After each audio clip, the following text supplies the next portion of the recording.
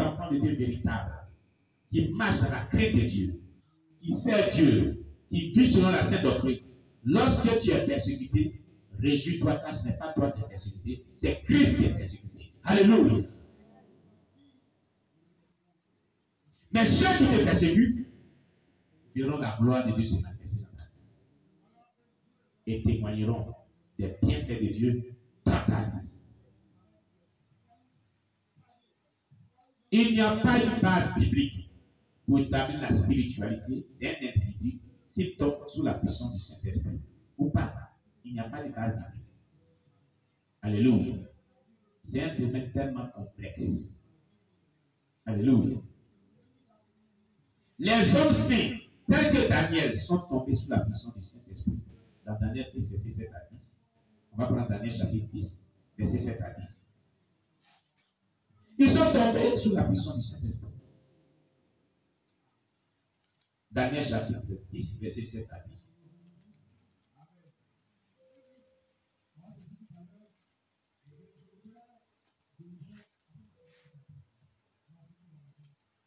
Daniel chapitre 10, verset 7 à 10. Alléluia.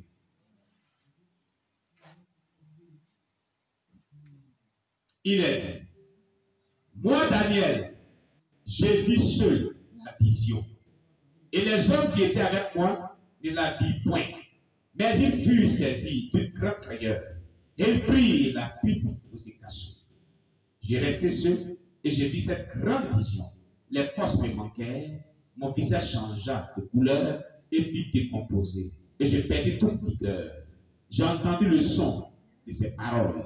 Et comme j'entendais le son de ces paroles, j'ai tombé frappé d'étourdissement, la face contre terre. Et voici qu'une main me toucha et secoua mes genoux et mes mains. Alléluia. Il est tombé. Une main l'a touché, a secoué ses genoux. Est-ce qu'il a dit que Daniel était possédé? Le prophète Daniel était possédé. Il était tombé sur la puissance de Dieu. Mais pas parce qu'il était possédé. Pas parce que c'était l'effet d'un démon. Tu comprends cela? Alléluia. Donc,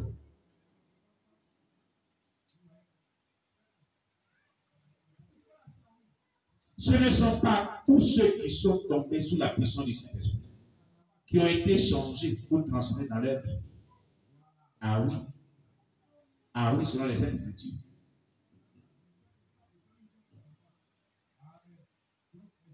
Gloire à Jésus. Ce ne sont pas tous ceux qui sont tombés aussi dans le Seigneur qui leur vie a été transformée aussi. Vous voulez le savoir?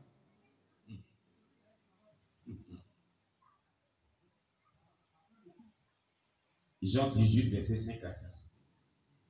Jean chapitre 18, verset 5 à 6. L'évangile de Jean.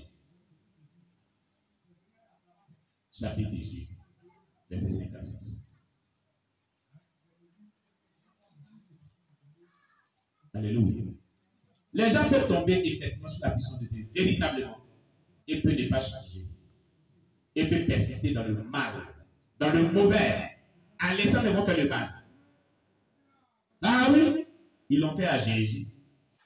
Ils l'ont fait à Jésus le Messie. Jean chapitre 18, verset 5 à 6. Il est dit. D'abord, on va lire à partir du verset 1 jusqu'à 6. Jusqu'à 6. Amen. Lorsqu'il eut dit ces choses, Jésus alla avec ses disciples de l'autre côté du torrent du Cédron, où se trouvait un jardin, dans lequel il entra, lui et ses disciples. Judas qui le livrait connaissait ce lieu, parce que Jésus et ses disciples s'y étaient souvent réunis. Judas donc, ayant pris la cohorte et des huissiers qu'envoyaient les principaux sacrificateurs et les pharisiens, vint là avec des lanternes, des flambeaux et des armes. Jésus, sachant tout ce qui devait lui arriver, s'avança et leur dit, qui cherchez-vous? Il lui répondit, Jésus de Nazareth. Jésus leur dit, c'est moi. Et Judas, qui le livrait, était avec eux. Lorsque Jésus leur dit, c'est moi, ils reculèrent et tombaient par terre.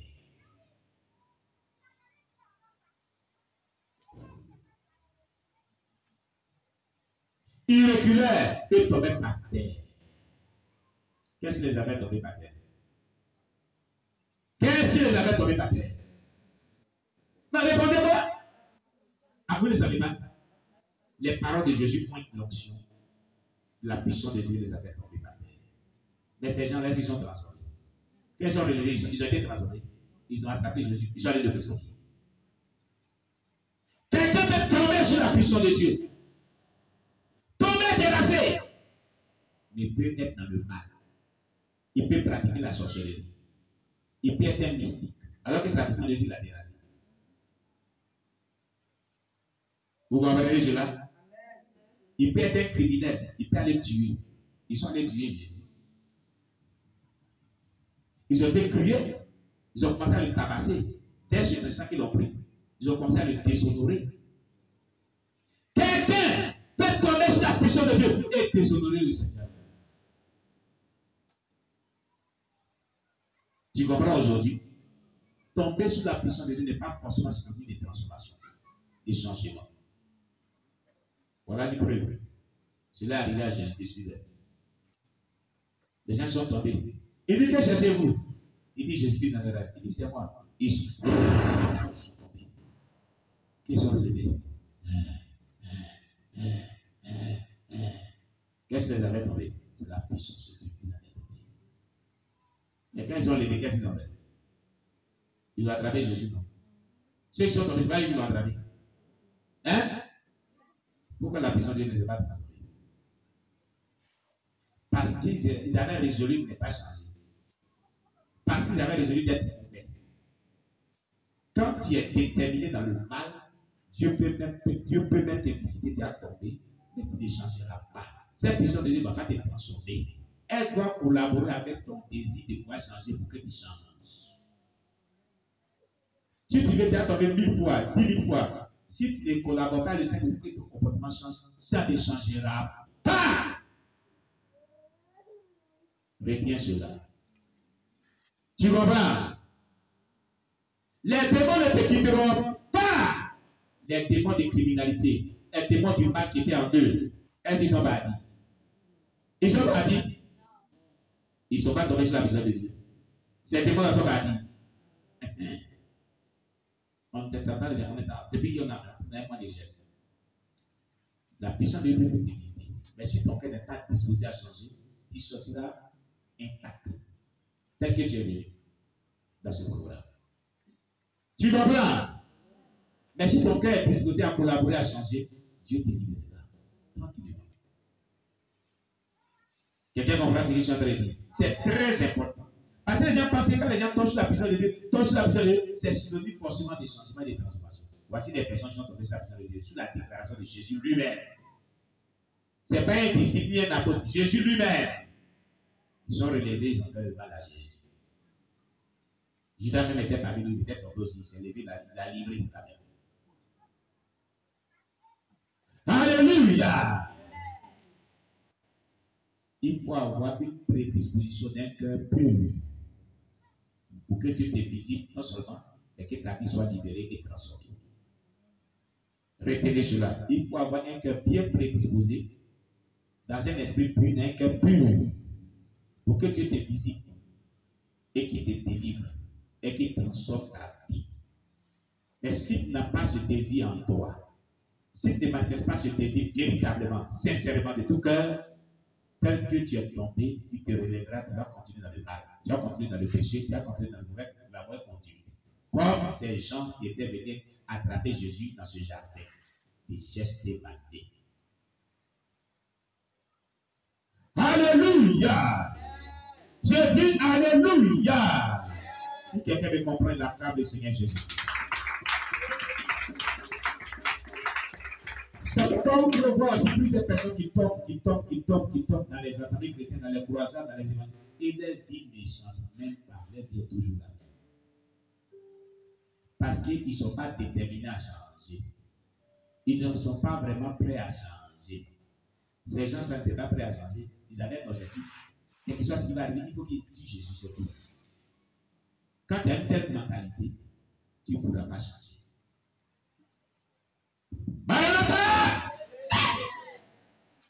Vous vous aurez essayé. Acclamez Jésus. On célèbre, acclame Jésus. On acclame le Seigneur Jésus-Christ. Le roi des rois. Le Seigneur des seigneurs. Alléluia. On s'assoit.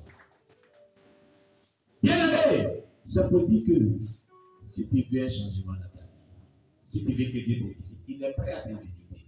Il est prêt à manifester sa puissance. Mais aussi, il faut aussi vouloir changer.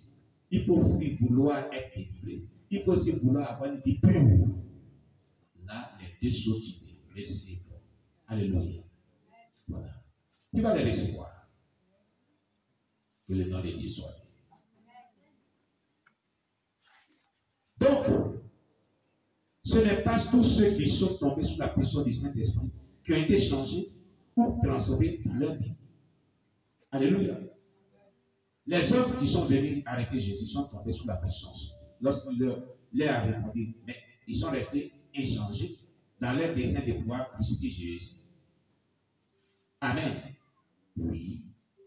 Il y a des personnes qui ont reçu une bénédiction spéciale et une transformation. Paul a reçu son appel et sa vie a été complètement transformée après l'expérience de Damas qu'on vient de lire, dont on vient de parler. Alléluia. Sa vie a été motivée par la vision céleste qu'il a vue à Damas. Depuis cette expérience, son appel a été décidé. Il était vraiment motivé à voir servir Dieu. Alléluia. Adam était mis sous la puissance pour permettre à Dieu de créer une femme d'avec sa côte. Dieu l'a fait dormir à sa puissance. Pour prendre une de ses côtes pour créer elle. C'était la puissance de Dieu qui s'est manifestée dans le jardin d'Éden. Une puissance de Dieu qui s'est manifestée dans le silence, sans bruit, sans agitation. Ah oui, mais ce n'est pas la puissance de Dieu qui se manifeste comme ça. Actuellement, ce n'est pas ça. Ça, ce n'est pas la puissance de Dieu qui se manifeste comme ça actuellement. Ça, c'est sommet des fatigues, fatigue des pauvres. Alléluia. Ce n'est pas ce qui s'est manifesté dans le jardin d'Éden.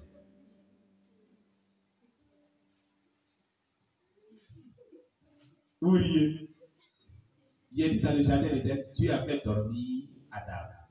C'est pas ça, c'est pas ce qu'il est écrit. Pourquoi il l'a fait dormir? C'est sa puissance qui s'est manifestée. Il enleva une de ses côtes.